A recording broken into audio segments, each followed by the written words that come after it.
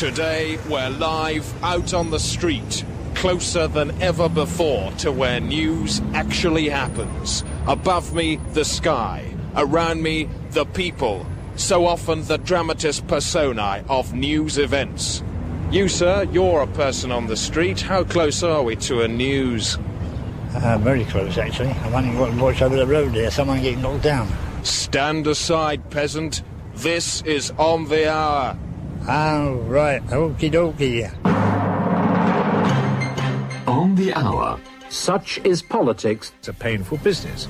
On the Hour. What you mustn't do in politics is listen to people. It's a painful business. On Radio 4. Such is politics. But hang on, let's just a minute. I do want to say that. On the Hour with Christopher Morris. These facts are ear-shaped. Let's ram them home. What do I see coming over the Alps? The headlines. Borrowed dog finds Scotland.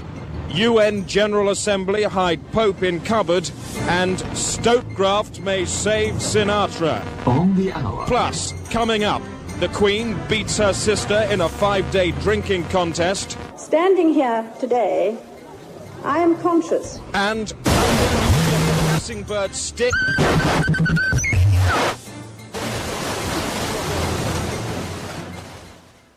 Well, I'm sorry, we seem to have lost the On the Hour outside broadcast for a moment, so while we try and fix the wire, here's some drama from the BBC Breakdown Unit, who are living in a drama studio day and night, performing 24-hour drama for occasions such as these. The play at the moment is Thanks George by Jeff Taylor. Barbara and George have been happily married for 15 years, but when Jane comes to tea, she turns out to be not quite the best friend she thought she was. I don't want to sound funny or anything, but I think something's going on with George. Going on? Well, please say if you notice anything. Ah! Hello, darling. Hello, Barbara. Hello, Jane.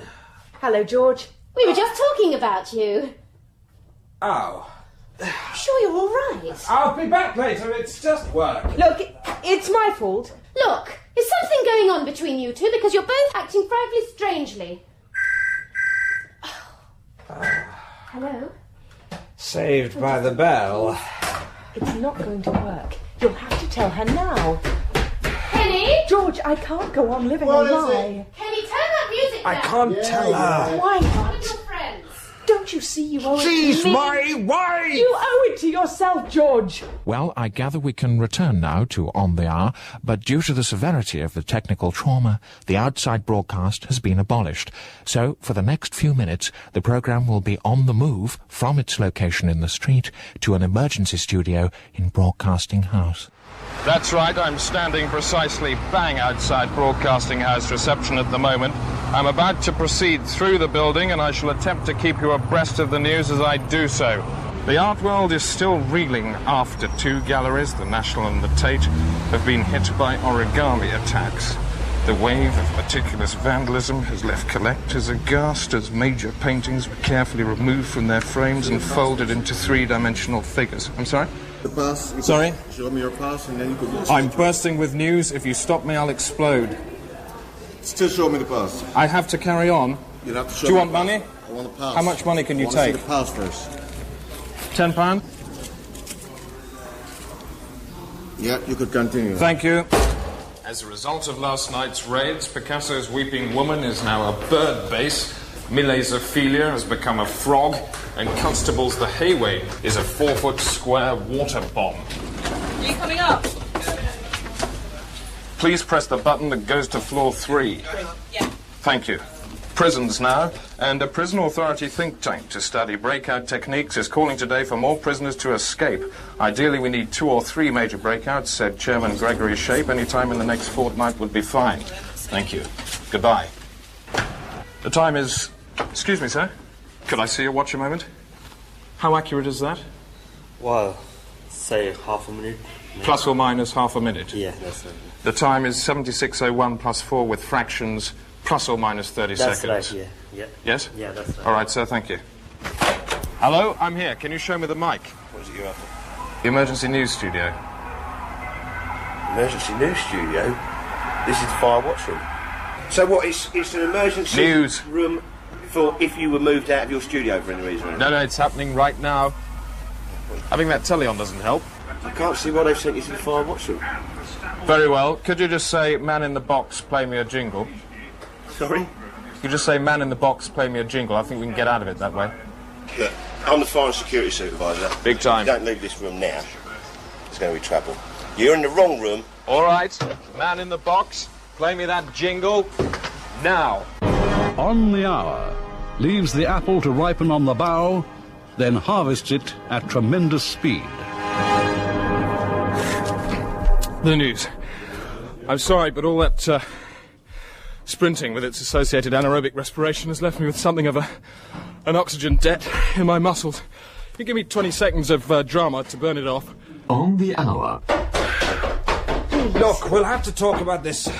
I'm not ready for this. I hope I'm not interrupting anything.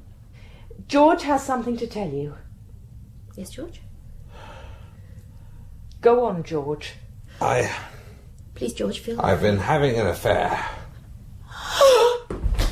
Oh, my God. Now look what's happened. Are you all right? I just rather faint. Sit down. Thank you. Have a cup of tea. Thank It you. was never meant to be like this. I don't know what... Please, George. George, I want to say thank you. And Jane, for being so frank. I love you both. No! Come back! Come back! Come back.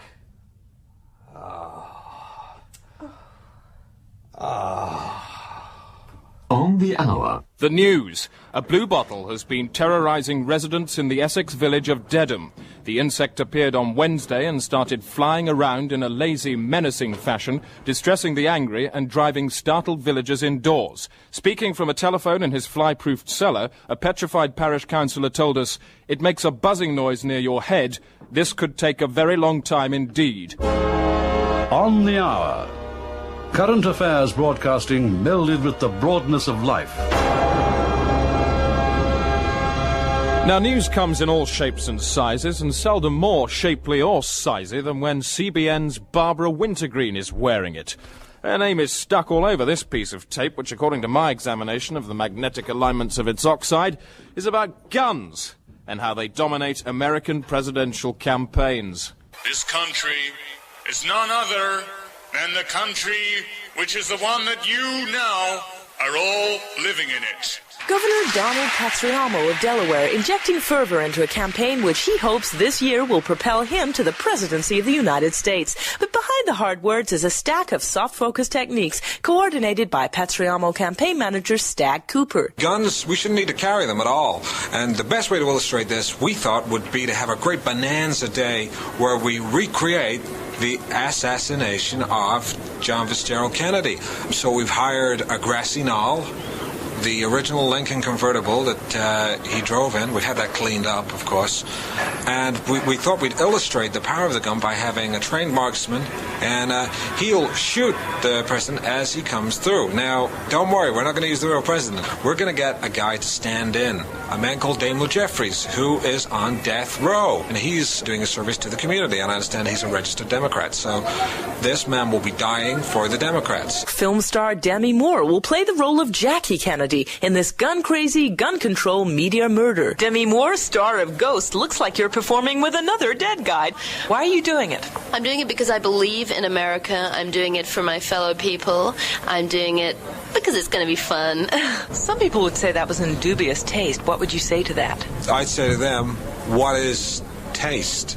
Some people like an apple, some people like a strawberry. Grandmothers suck eggs. Why? God knows, but they do it. Well, we're in the car and we're ready to go. How do you feel, guys? It's a very beautiful experience for me to be able to put something back into the community after taking so much out of it. I think we're ready to go now. I'm going to stand up, wave to the crowds, and just say, you know, I'm Daimler Jeffries, but I'm here, I'm JFK, and it's a big moment for me, and it's just, you know, words can't read.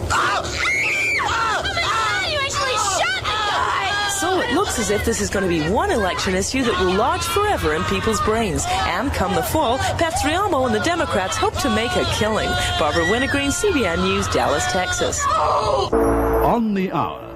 knows where it is and how to get there by taxi. Now, with the time not quite near enough anywhere specific on the clock face for me to pinpoint a number, it is time, nonetheless, for Thought for the Day from... I'm sorry about the noise, incidentally. Now, if you could just turn up the microphone, I think there is a noise. A bit louder.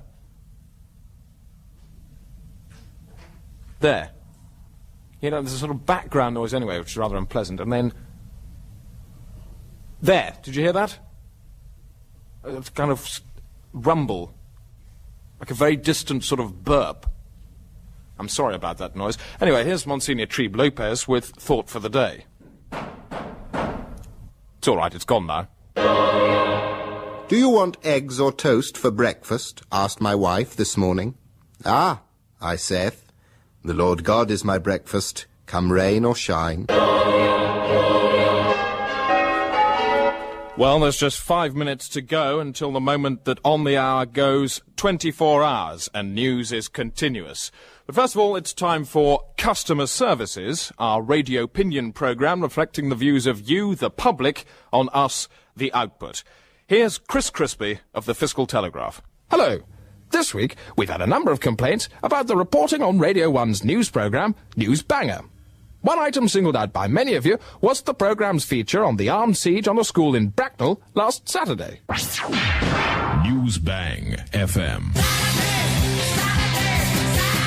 It was a siege of steadily building drama as hours of tension between armed police and the gunmen holding the children hostage mounted. And then an amazing climax in a hail of bullets. Load up, load up, load up, we're rubber bullets. Of course, these bullets were not rubber, they were real, as some of the innocent bystanders were to find out.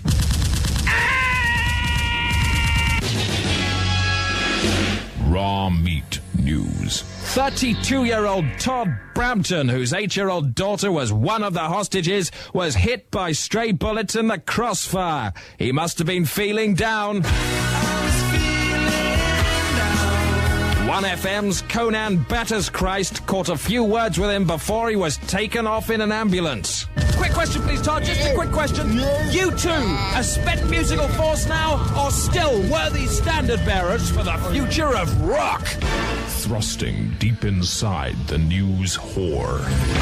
News Banger FM. Dear BBC, in asking a dying man about the future of rock group U2, the so-called reporter demonstrated more clearly than ever exactly what is wrong with BBC news programmes. U2 is a collective proper noun and therefore cannot be referred to as a plural, and yet the reporter in question clearly said standard bearers. Please have him sacked immediately and replace him with a Dimbleby. That letter, from Cos Watson of Newport, was one of several I took down to see the producer of the programme, Leslie Mapps. Leslie, you've heard what our correspondents have to say. What's your defence? It's my programme. I made it. If they don't like it, they can bog off. Right, so, to put it another way, you're extremely sorry that your judgment is in conflict with that of our correspondents. No. And you...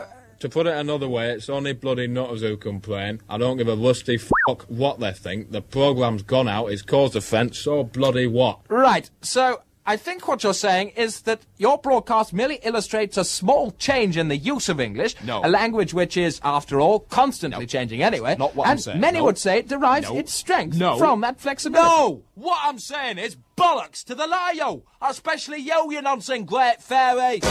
On the Hour. Choice morsels from a broad kitchen.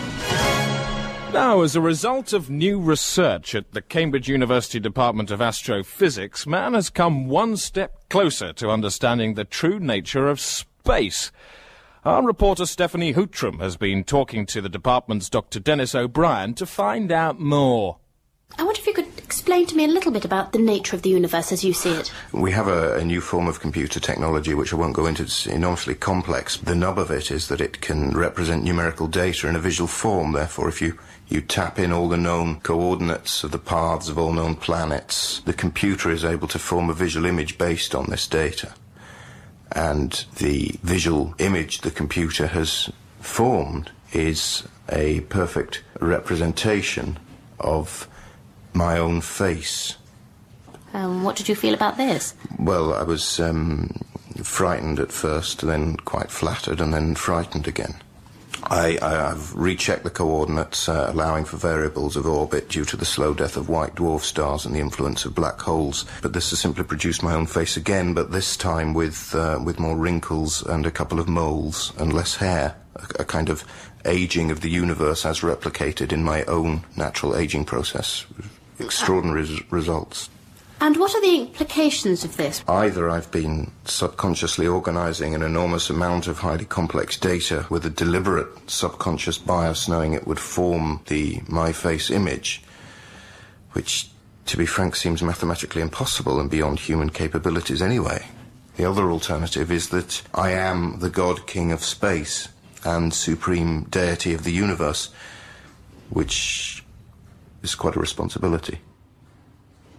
That report was by Stephanie Hootram. Sport now, and earlier today Linford Christie won his race. Alan Partridge caught up with him literally seconds after he'd finished. You've just finished that race. That was a good race, and... What time was it? What time? Came in just a touch over 10 seconds with a wind against me, so it can't be bad at all. Ah, certainly very good, that, 10 seconds. How far were you running? Half a mile? It was 100 metres, actually, Alan, 100 metres. That's not too far, is it? Now, your gear, your shorts especially, they used to be quite baggy, I remember, in the early 70s, and progressively through the 80s and now the 90s, they seem to have got tighter and tighter. One thing that particularly puzzles me is, in sprinters especially, is the buttocks of a man appear to be a lot more well-defined than those of a woman. You know, I was looking at you walking off there, the muscle definition from on each of your buttocks as you walk is quite well defined. It's there's no flab, it's rock hard. I mean, I wanted to prod it to see if it was as hard as it looks. Obviously I couldn't do that. Fantastic. It's a great body. You deserve it. You've worked for it. Can't help admiring it. If I had a body like that, I'd be wandering around the flat naked all day, looking at myself in mirrors. But obviously I do that now. Mrs. Partridge just says, get your dressing gown on and you look like a Christmas turkey. And she's right in a way. My time's past. I'm sort of, well over the other side, so to speak. No point me working out. But you, just look at you. Fantastic. And just let me remind you, we're less than 2 minutes away from the moment On the Hour becomes a full 24-hour fixture. On the Hour. A sensible broadsheet among the brightly coloured rubbish. Now, if you've missed some of the news between 1940 and 1990, you'll no doubt be interested in a new series of cassettes produced by the BBC to celebrate the events of that time span. The first is issued today. It marks the 1960s. On the Hour, of course, is strapped firmly to the news horse, an animal with a very certain sense of its own history, so it's not exactly inappropriate for us to feature a lengthy preview of some of the news of the decade that was 10 years in the history of news. I'm talking, of course, about the 1960s. 1961 and the start of a new era of optimism. At his inaugural address, the young President John Kennedy set the tone with his relaxed and confident manner. Well, it's a doobity-doo.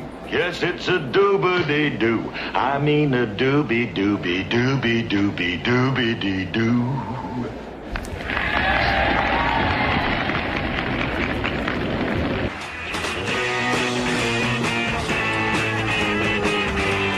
But the decade of hope was nearly cut dead in its first year when intelligence satellites over Cuba detected a large spike pointing straight at the United States.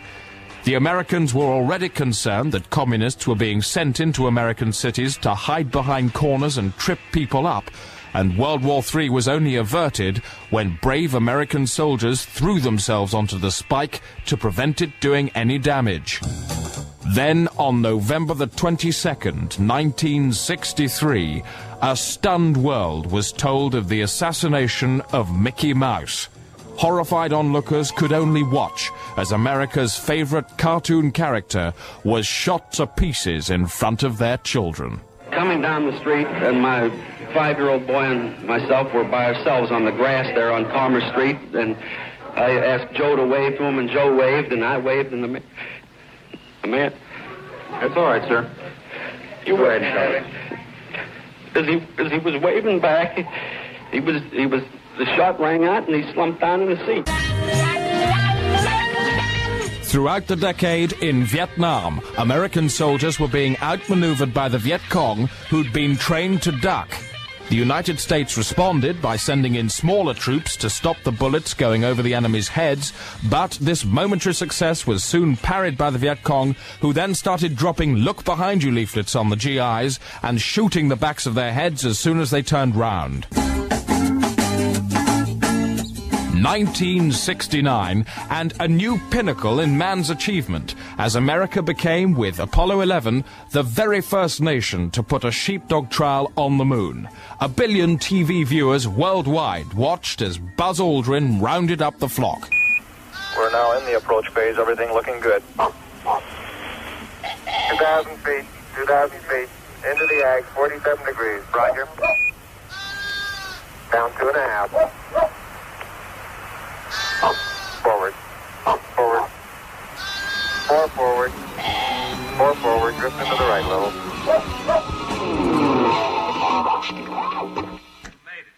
Well, we're becoming rather pushed for time, but there is a moment to tell you about programs later today on Radio 4. If I can say this without hesitation, deviation or repetition, there's a new series of Just a Minute.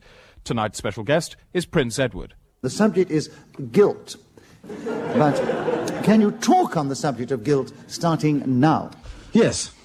I mean, absolutely. I mean, it goes back to this with friends. And it's very difficult,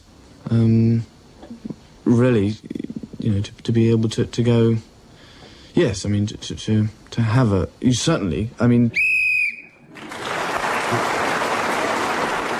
That's Just a Minute tonight on Radio 4, and we really are frantically pushed for time now. The weather from Suzanne Charlton at the London Weather Centre. Temperatures, winds chilly. Thank you, Suzanne. And just ahead of the pips, I can tell you about the roads today.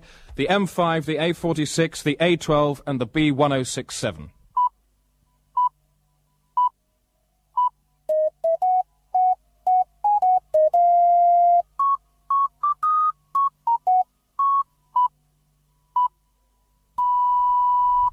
Welcome to Perma News. As from this moment on Radio 4, On the Hour becomes a 24-hour fact machine. That's news for 24 hours every day, each day of the week, every week of all fortnights. All other programs on Radio 4 no longer exist, and in a sense, they never really have. For news has existed since before the dawn of man. In the beginning, there was the news, and the news was good.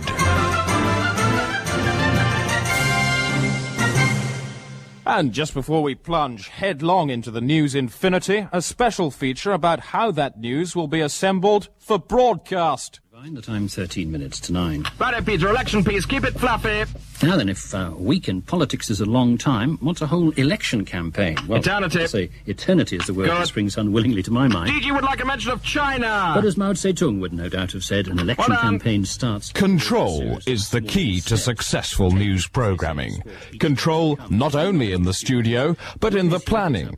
10:30 a.m. and the morning meeting starts with a breakdown of yesterday's transmission. We want to talk about last night, the 8 o'clock. We've got to dissect that before we go any further, OK? I've got a few words to say. Marco, tell us what you thought of it.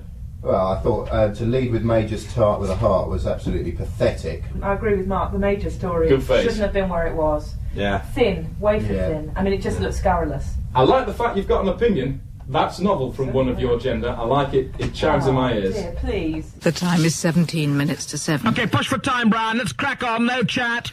I thought we had a national lottery. It's called the budget. The time is bloody ha! 10:45 and the agenda has moved to today. Number one, we got Bolivia. Right, yeah. Well, I've already said that it's brewing there and it's going to go off. My sources say it's going to be next week, and I just think I've got to just jump on the first plane. It's very speculative. It's not at all speculative. It's actually. Well, I mean, where are your sources? Well, I'm not going to tell you where my source is. If I tell you my source, I blow the source. Roger, can I just cut straight in there, Roger? I'm a little bit concerned because I've been working on this imported monkey that are having problems with the RSPCA, and you're not going to fly with the monkey. Can I just say something? Pain, misery. Everyone loves a monkey. This is a story. It's the last organ grinder in Britain. Listen, I can definitely get Prescott on the line. I want you across the sexy story today. Well, I'm saying the transport story is sexy because it's going to spread. Okay. I'll throw this open. If it's sexy, let's put it on the table and see you'll shag it. Eggs can explode if put in whole, or even if the shell has been broken because of the yolk sac. Try good heavens, John. Good heavens. So even if you try and do a poached egg, I suppose... The programme in transmission. At the last minute, the intense deliberations of the morning meeting have been overthrown to accommodate a new main story, how to cook an egg. There was a chap in the United States who put 7 eggs in a microwave, and on removing them, 6 of them exploded in his face. Better have another good heavens, John. Good heavens. Closing music. And just time to part the beef curtains of tomorrow's headlines. The Telegraph, angry sparrow pecks roof for 10 minutes. The Guardian, church cleaner filleted by slate from God. I see there's a free prawn inside tomorrow's Express. Health Minister grills foot in near-hilarious barbecue horror, that's today. And the rest of tomorrow's papers lead with Spineless Gibbon hails taxi. That's it. I'm Christopher Morris, and I've just heard my wife's had a baby. And I can tell you something. If it doesn't like news, I'm going to shove it straight back in again.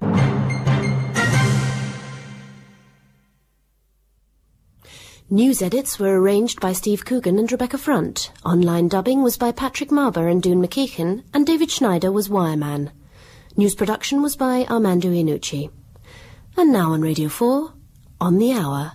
Roll out the red carpet. News is back in town. Good afternoon. From me, Christopher Morris. And me, Christopher Morris. First, how today's main stories have developed in the last 12 minutes. The Essex village of Dedham continues to menaced be by a blue bottle. Residents are still locked indoors. And no one can provide an explanation. Crisis stasis then. But here's Christopher Morris with a report on blue bottles. The blue bottle is an insect built in the shape of a fly, with the characteristic 6-leg compound eye features of its invertebrate order. It has 2 pairs of wings like a Sopwith camel and no neck to speak of. Its colour is blue. There are hairs along its abdomen which contains the breathing gear and egg-laying equipment. It flies. Christopher Morris reporting. And joining me around the table for the next 3 hours, 17 experts and voices of opinion to discuss blue bottles, their life, their history, their behaviour and everything.